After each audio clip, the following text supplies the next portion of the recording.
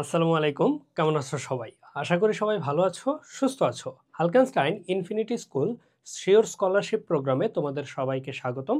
তোমাদের সাথে আছে আমি নাফিউসমাদ আবির, পড়াশোনা করছি ঢাকা বিশ্ববিদ্যালয়ে। আজকে আমরা পড়ব বঙ্গভূমির প্রতি কার লেখা? মাইকেল মধুসূদন দত্তের লেখা। মাইকেল মধুসূদন দত্ত সম্পর্কে আমরা মোটামুটি সবাই জানি। তিনি বাংলায় কি চতুর্দশ পদী কবিতা বলে বা কবিতা যেটাকে বলে সনেট, সেটার জনক। তাই এছাড়াও তিনি বাংলার প্রথম মহাকাব্য যেটা রয়েছে মেঘনাদ বধ কাব্য, সেটা তিনি লিখেছেন।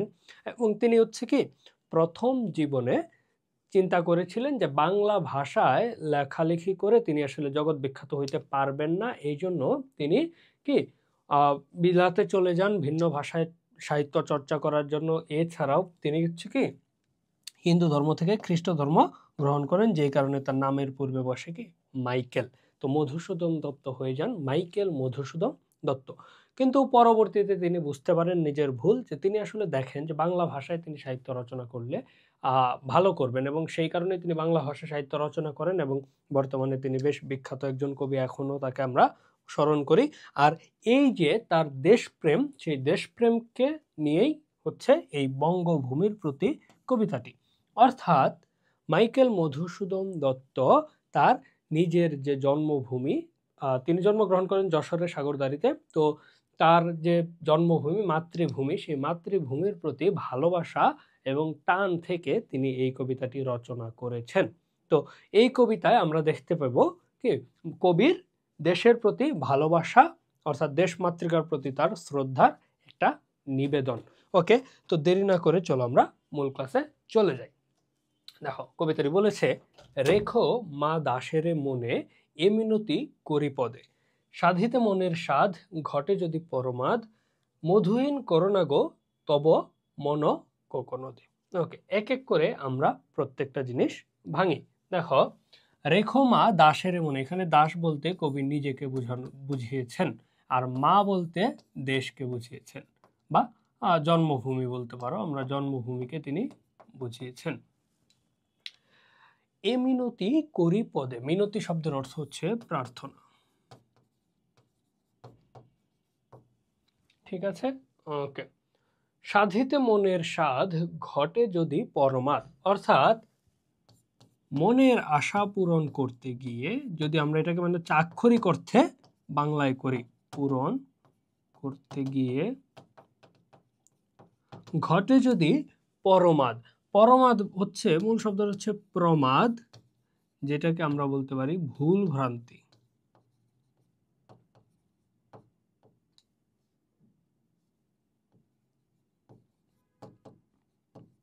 ওকে, এবারে আসো, সাধিতে মনের স্বাদ ঘটে যদি পরমাদ, অর্থাৎ আমি নিজের চাওয়া পূরণ করতে গিয়ে যদি কখনো কোনো ভুল করে ফেলি।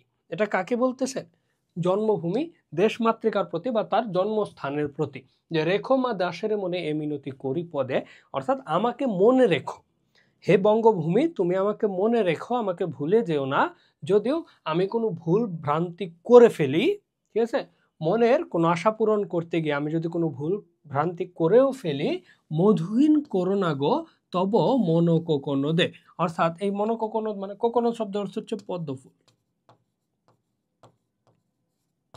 ঠিক আছে, অর্থাৎ আমার জীবনকে মধুহীন করে দিও না, তোমার মনে আমার জন্য মধু রেখো। অর্থাৎ আমার যে জায়গা, জন্মভূমির কাছে আমার যে জায়গাটা রয়েছে, যে স্থান আমি জন্মভূমির কাছে পাই, সেইটা যেন থাকে।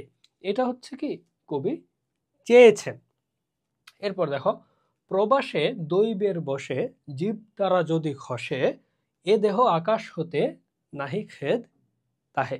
ওকে, প্রবাসে অর্থাৎ তিনি যখন হচ্ছে বিদেশে ছিলেন তখন আর কি। তো প্রবাসে দৈবের বসে অর্থাৎ কোনো কারণে আর কি, কোনো কারণে হচ্ছে দেবতার ইচ্ছায় আর কি, সৃষ্টিকর্তার ইচ্ছায় জীব তারা মানে হচ্ছে কি তার জীবন যদি খসে, অর্থাৎ এখানে হচ্ছে কি মৃত্যুর কথা বলা হয়েছে। তো প্রবাসে অবস্থান কালে যদি তার মৃত্যু ঘটে, ঠিক আছে, এ দেহ আকাশ হতে, অর্থাৎ তার জীবিত অবস্থা থেকে সে যদি মারা যায়, নাহি খেদ তাহে। খেদ শব্দের অর্থ হচ্ছে দুঃখ। অর্থাৎ তিনি কি সাহিত্য রচনার উদ্দেশ্যে বিভিন্ন সময় তিনি বিলেতে পড়াশোনা করতে গিয়েছিলেন, এছাড়াও তিনি তার জীবনের একটা বড় সময় ফ্রান্সে থেকেছেন। তো তিনি বঙ্গভূমিকে বলতেছেন যে এই প্রবাস জীবন যখন অতিবাহিত করতেছি সেই অবস্থায় যদি আমার জীব তারা যদি খসে, অর্থাৎ জীবন তারা যদি খসে যায়, অর্থাৎ আমি যদি মৃত্যুবরণ করি, অর্থাৎ এ দেহ আকাশ, অর্থাৎ এই পৃথিবী থেকে, দেহ আকাশ বলতে কি পৃথিবী থেকে আক্ষরিক অর্থে আমরা যে বসবাস করি, অর্থাৎ আমার এই পৃথিবীতে বসবাস করাটাকে তিনি বুঝিয়েছেন হচ্ছে কি দেহ আকাশ। অর্থাৎ আমরা পৃথিবীতে সবাই বেঁচে আছি, এই বেঁচে থাকা অবস্থা আমরা সবাই প্রত্যেকটা কি তারার মতো আছি। তো আমাদের জীবনটাকে তারার সাথে তিনি তুলনা করেছেন।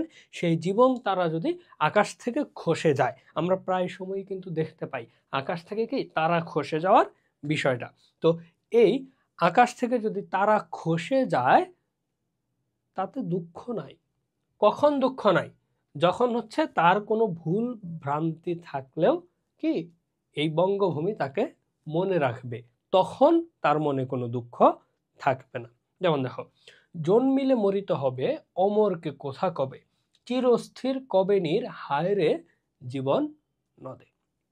অর্থাৎ এই পৃথিবীতে যে জন্মগ্রহণ করেছে তাকে মৃত্যুবরণ করতে হবেই। জন্ম নিলে মরতে হবে, এটা কি অনিবার্য। মৃত্যু মানুষের অনিবার্য পরিণতি।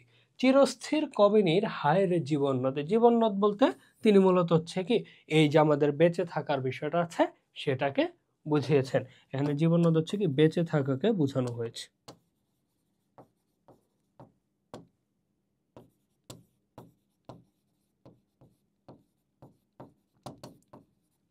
তো এই যে মানুষের কথা তুমি চিন্তা করো যে আসলে প্রত্যেক মানুষই জন্মগ্রহণ করলে তাকে মৃত্যুর স্বাদ ভোগ করতে হবে, কেউ অমর হতে পারবে না।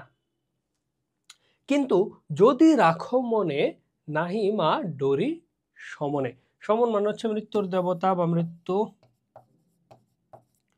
তাহলে বঙ্গভূমি অর্থাৎ তার জন্মস্থান, তার দেশ মা যদি তাকে মনে রাখে তাহলে তিনি মৃত্যুকেও ভয় করেন না। শুরুটা কিন্তু এটাই আসছিল যে ভুলও যদি করে ফেলে তাহলে মধুহীন করুণা, অর্থাৎ তাকে যেন ভুলে না যায়, বঙ্গভূমি যেন মাইকেল মধুসূদন কবিকে মনে রাখে। রেখো মা দাসেরে মনে, অর্থাৎ এই দাসকে যেন বঙ্গভূমি মনে রাখে। যদি মনে না রাখে তাহলে কি হবে? তিনি খুবই দুঃখ পাবেন, ব্যথিত হবেন। কিন্তু যদি মনে রাখে, বঙ্গভূমি যদি তাকে মনে রাখে, নাহি মা ডরি সমনে, অর্থাৎ মৃত্যুতেও কি ভয় করি না, মৃত্যুকেও ভয় পাই না। মক্ষিকাও গলে না গো পড়িলে অমৃত হ্রদে। মক্ষিকা মানে হচ্ছে মাছি, আর অমৃত হ্রদ বলতে এখানে বোঝানো হয়েছে বঙ্গভূমির মনে রাখা। অর্থাৎ এই অমৃতর মধ্যে তার মতো মক্ষিকা যদি থাকে তাহলে সে গলবে না, সে হারিয়ে যাবে না। মূল কথাটা হচ্ছে এইটা যে বঙ্গভূমি যদি তাকে মনে রাখে তাহলে কবি বা দাস, তিনি নিজেকে এখানে দাস হিসেবে উল্লেখ করেছেন, তাহলে সেই কবি হচ্ছে কি তিনি একেবারে হারিয়ে যাবেন না, বিলীন হয়ে যাবেন না।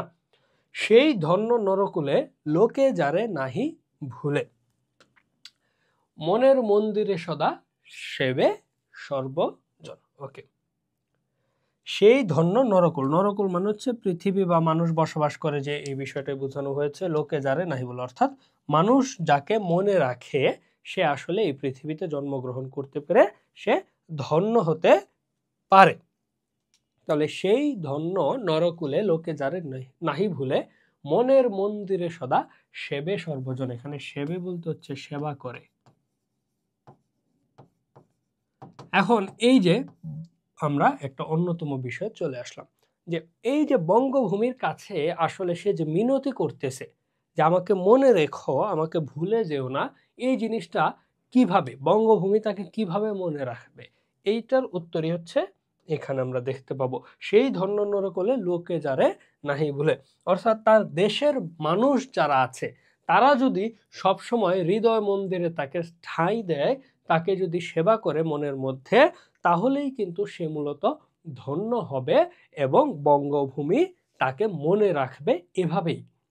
অর্থাৎ কবি যদি নিজেকে বঙ্গভূমির মনে রাখাইতে চান, তাহলে সেখানকার মানুষ তাকে মনে রাখতে হবে। এখন মানুষ কিভাবে মনে রাখে? মানুষ মনে রাখে তার কর্মের মধ্য দিয়ে। এবারে আসি, দেখো, কিন্তু কোন গুণ আছে যাচিব যে তব কাছে, হেন অমরতা আমি কহগো শ্যামা জন্ম দে। এখানে হচ্ছে কি শ্যামল জন্মভূমি আর কি, শ্যামা মানে হচ্ছে শ্যামল, জন্ম দে মানে হচ্ছে জন্মভূমি। দেখো কবিতার লাইনগুলো আসলে এখানে কিন্তু খুবই সুন্দর, তুমি একটু চিন্তা করলেই বুঝতে পারবা যে আসলে প্রত্যেকটা কিভাবে তিনি বোঝাতে চেয়েছেন। দেখো, মাইকেল মধুসূদন দত্ত এত বড় একজন কবি, কিন্তু তিনি নিজেকে কি বলে, কিন্তু কোন গুণ আছে যাচিব যে তব কাছে।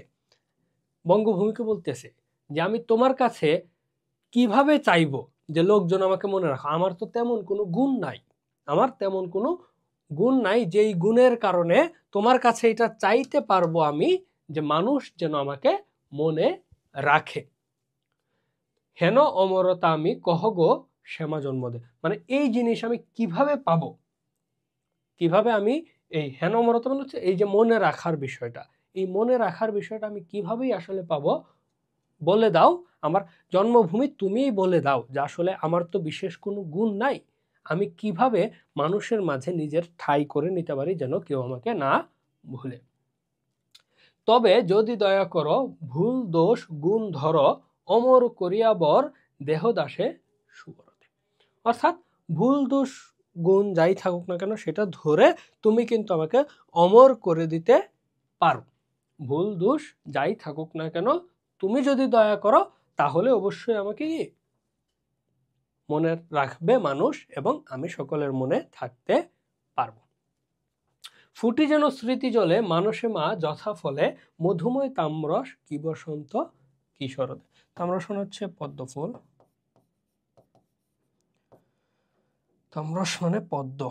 ওকে, দেখো বলেছে মানুষের স্মৃতির জলে, জল মানে হচ্ছে কি পানি, পানিতেই তো পদ্ম ফুল জন্মায়।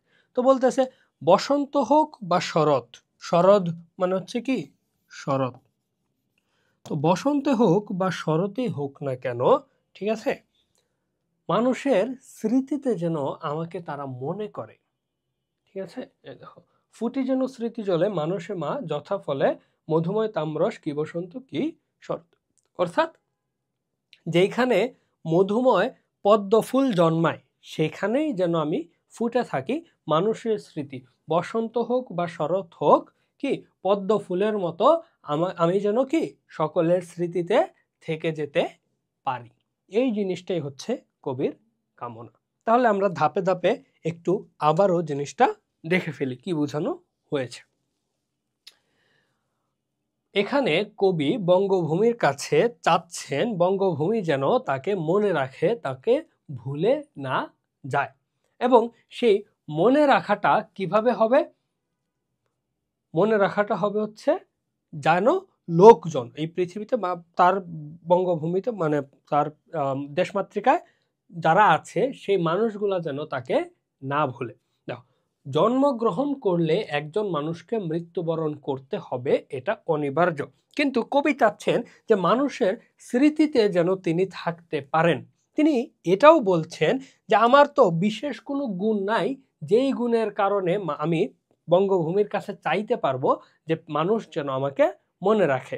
তবু বঙ্গভূমি যদি চায় তাহলে ওই যে মানুষের স্মৃতির মধ্যে পদ্ম ফুলের মতো সে বসন্তে বা শরতে যেন ফুটে থাকতে পারে, এইটুকুই হচ্ছে বঙ্গভূমির প্রতি তার মিনতি। অর্থাৎ তিনি হারিয়ে যেতে চান না, তিনি মানুষের মনে ঠাঁই নিয়ে বহু বছর কি বেঁচে থাকতে চান।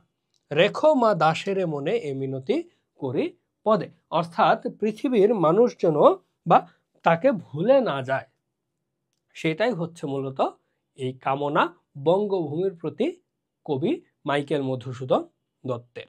তাহলে এই হচ্ছে আমাদের কবিতার মূল যে আলোচনা সেইটা। এবারে আমরা একটু প্রশ্ন সমাধানের দিকে যাই। বঙ্গভূমির প্রতি কবিতাটি কি ধরনের কবিতা? এটা হচ্ছে একটা গীতি কবিতা, ঠিক আছে। এটাতে তিনি কবিতাটাতে তিনি কি কোনো ছন্দ কিন্তু আমরা খুব একটা দেখতে পাই না। তিনি মূলত গানের সাথে এই জিনিসটা বলেছেন, দেশমাতৃকা বঙ্গভূমি যেন তাকে মনে রাখে। বাংলা সাহিত্যে সনেটের প্রবর্তককে ক্লাসের শুরুতেই আমি এটা বলেছি, মাইকেল মধুসূদন দত্ত। সনেটের বাংলা হচ্ছে চতুর্দশপদী কবিতা বলি, চতুর্দশপদী কবিতা।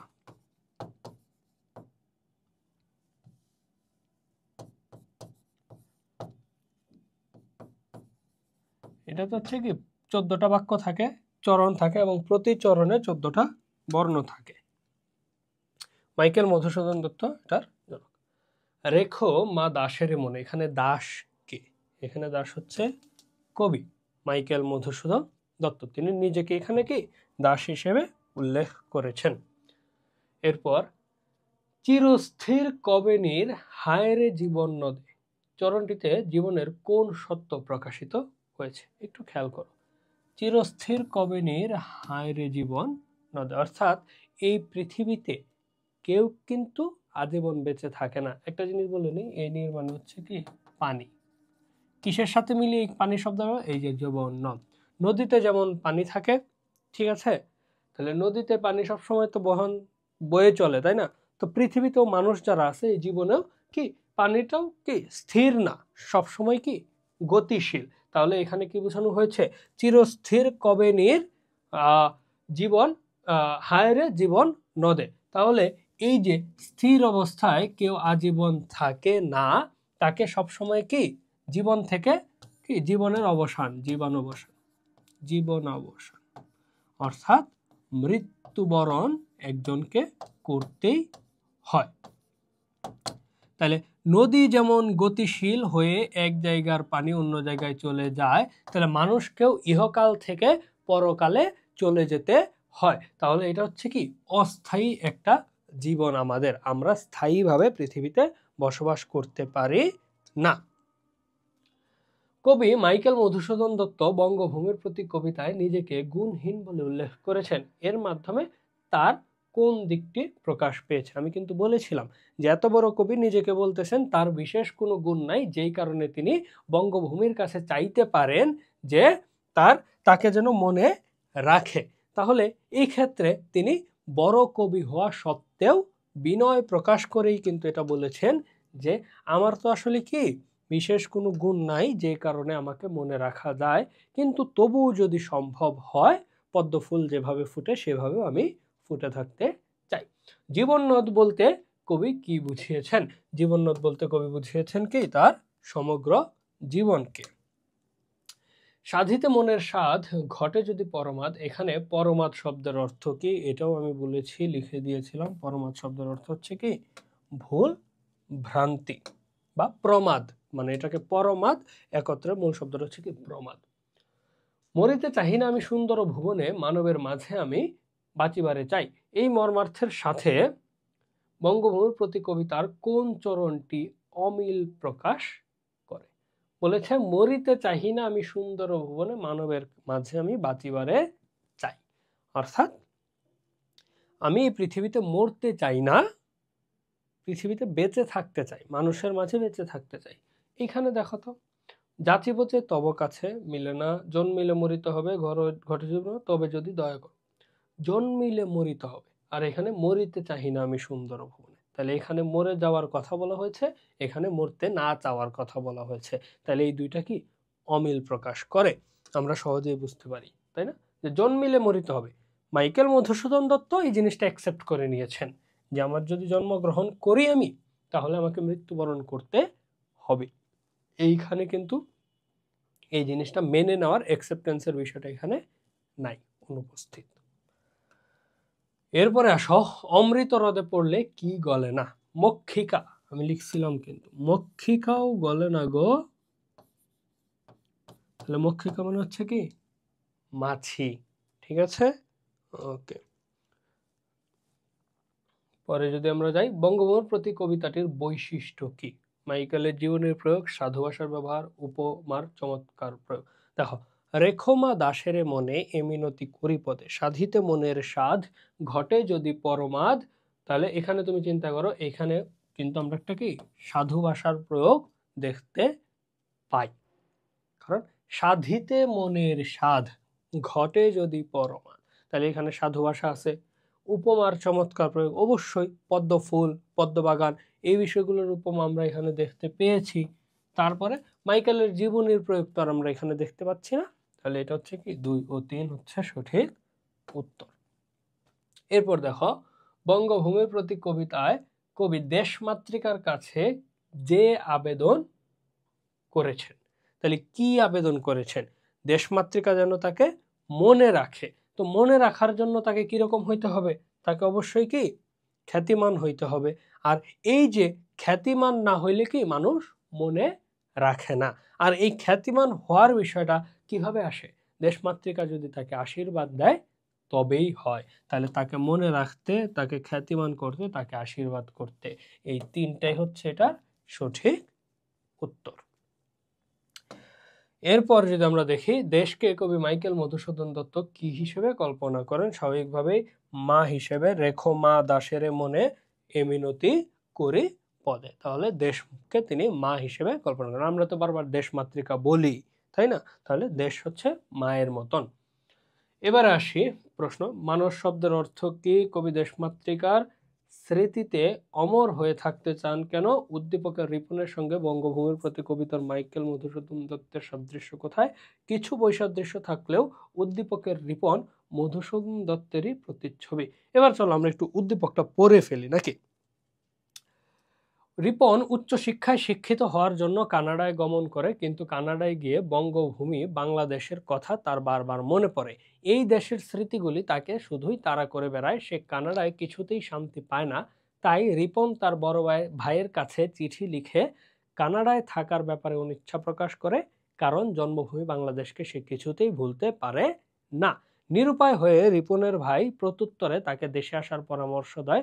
দেশে এসে রিপন উচ্চতর ডিগ্রি অর্জন করতে সক্ষম হয়। তাহলে আমরা যদি প্রথম প্রশ্নটাতে যাই, যে মানস শব্দের অর্থ কি? মানস শব্দের অর্থ হচ্ছে কি মন। কবি দেশমাতৃকার স্মৃতিতে অমর হয়ে থাকতে চান কেন? প্রশ্ন হচ্ছে এটা। তাহলে কবি কি বলতে চেয়েছেন? যে প্রবাসে যদি তিনি হচ্ছে জীবতারা যদি খসে যায় তাহলে তার কোনো আক্ষেপ নাই, কিন্তু দেশমাতৃকা বঙ্গভূমি যেন তাকে মনে রাখে, তিনি আসলে হারিয়ে যেতে চান না। তিনি হারিয়ে যেতে চান না দেখেই কি তিনি দেশমাতৃকার স্মৃতিতে অমর হয়ে থাকতে চান। এই জিনিসটি হচ্ছে তোমাকে ব্যাখ্যা করে দিতে হবে।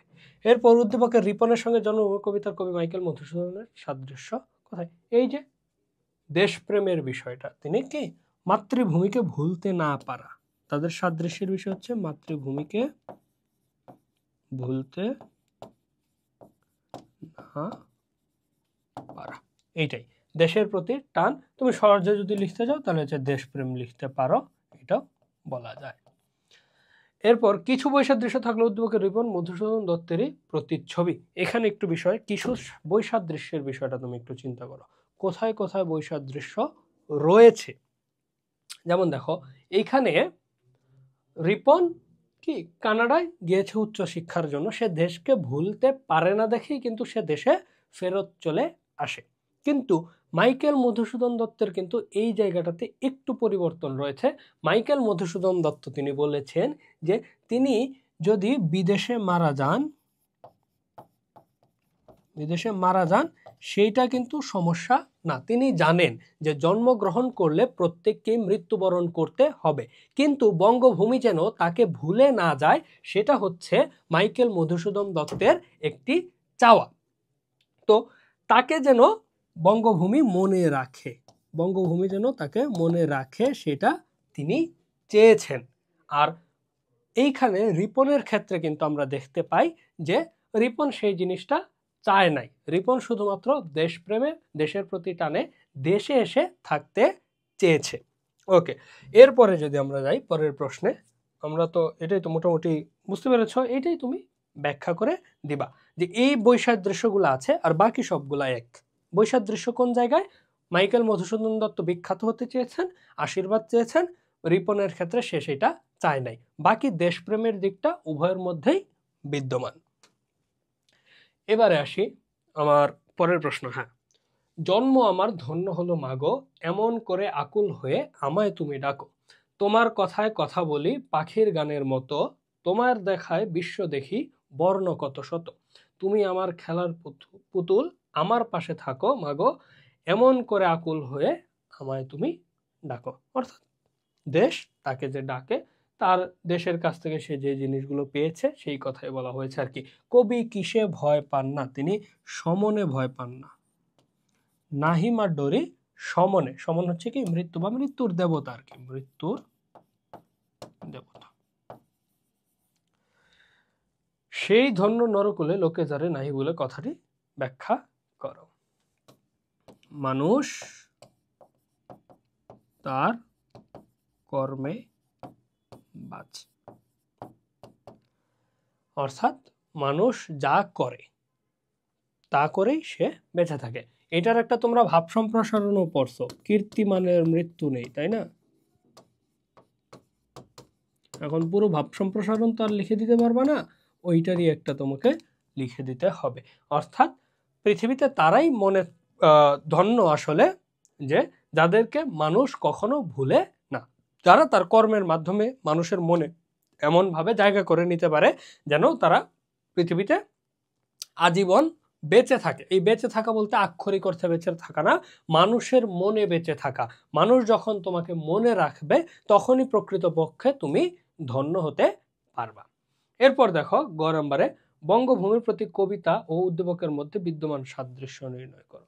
দেখো, এমন করে আকুল হয়ে আমায় তুমি ডাকো, অর্থাৎ এখানে কিন্তু কি বঙ্গভূমির প্রতি যে টান, দেশপ্রেম, সেটার কথা বলা হয়েছে। অর্থাৎ দেশ তাকে মনে রাখতেছে সেই জিনিসটা। জন্ম আমার ধন্য হলো মাগো, এমন করে আকুল হয়ে আমায় তুমি ডাকো। অর্থাৎ বঙ্গভূমি যে আমাকে ডাকতেছে নিজের কাছে, সেইটার কারণেই কিন্তু আমার জীবন ধন্য। সেম জিনিসটা কিন্তু তুমি এই যে এখানে দেখো, সেই ধন্য নরকলে লোকে যারে নাহি বলে। তো এখানে ডাকটা কি পৃথিবী বা দেশ বা দেশমাতৃকা দিচ্ছে না, সেখানকার মানুষ আসলে তাকে মনে করতেছে সেইটা। আর সে যে আসলে এই দেশমাতৃকার শেখানো কথায় কথা বলে পাখির গানের মতো, তোমার দেখায় বিশ্ব দেখি বর্ণ কত শত। অর্থাৎ সে নিজের দেশের পার্সপেক্টিভেই কিন্তু বাকি পুরো বিশ্ব সে ঘুরে দেখতে পেরেছে। অর্থাৎ এই দেশে জন্ম হওয়ার ফলে আসলে দেশ বিদেশ আমরা ঘুরতে পারতেছি, এরকম একটা বিষয়। তো এখানে দেশের যে প্রেম, দেশপ্রেম বা দেশের প্রতি যে আকুল টান, সেই জিনিসটা কিন্তু এখানে ফুটে উঠেছে। এরপর দেখো, দেশের প্রতি প্রেম ভাব প্রদর্শন সত্ত্বেও উদ্দীপক ও বঙ্গভূমির প্রতি কবিতার মধ্যে ভাবের অমিল রয়েছে। হ্যাঁ, একটু চিন্তা করে দেখো, এইখানে প্রকাশ পাচ্ছে দেশের প্রতি কৃতজ্ঞতা ও দেশপ্রেম, কিন্তু বঙ্গভূমির প্রতি কবিতায় প্রকাশ পেয়েছে কি দেশপ্রেম এবং মিনতি বা একটা আকুতি। আকুতি কিসের আকুতি? স্মৃতিতে থাকার আকুতি। তাহলে উভয় ক্ষেত্রেই দেশের প্রতি প্রেম ভাব প্রদর্শন করা হইলেও একটা তো হচ্ছে কি দেশের প্রতি একটা, দেশের কাছে একটা জিনিস চাচ্ছে, বঙ্গভূমির কাছে কবি একটা জিনিস চাচ্ছে, আর এইখানে মূলত হচ্ছে কি বঙ্গভূমির প্রতি কৃতজ্ঞতা প্রকাশ করা হচ্ছে। তাইলে এখানে একটা কামনা এবং এখানে কৃতজ্ঞতা, দুইটার মধ্যে কিন্তু কি কিছুটা ভিন্নতা রয়েছে। তাইলে এই অমিলটা কিন্তু কি যথার্থ। অর্থাৎ উভয় জায়গায় দেশপ্রেম জিনিসটা কমন থাকলেও কৃতজ্ঞতা আরেক জায়গায় হচ্ছে কি একটা চাওয়া, এই দুইটা জিনিস কিন্তু এক না, এখানে অমিল আছে। তাহলে এই হচ্ছে তোমার এই প্রশ্নের বিস্তারিত উত্তর। তুমি এই কৃতজ্ঞতাটা ধরে এটা ব্যাখ্যা করবা, আর এই চাওয়াটা মিনতিটা ধরে বঙ্গভূমির প্রতি কবিতাটা ব্যাখ্যা করবা। দুইটা যখন এইভাবে ব্যাখ্যা করে তুলনা করে দিবা, তাহলেই তুমি কিন্তু দেখাইতে পারতেছো অমিল। আর মিলের জায়গাটা হচ্ছে উভয়ই দেশকে ভালোবাসে, বঙ্গভূমিকে ভালোবাসে। এইখানে সে ভালোবাসে দেখেই কৃতজ্ঞতা প্রকাশ করতেছে, আর এইখানে বঙ্গভূমির প্রতি কবিতায় ভালোবাসে দেখেই সে চাইতেছে যেন দেশ মাতৃকা তাকে কখনোই না ভুলে যায়। তাহলে এই হচ্ছে তোমার বঙ্গভূমির প্রতি কবিতা এবং সেটা থেকে আসা প্রশ্নের কিছু একটা সমাধান, কয়েকটা সমাধান। তো আশা করি বুঝতে পেরেছ। আজকে এ পর্যন্তই। সবাই ভালো থাকো, সুস্থ থাকো। আল্লাহ হাফেজ।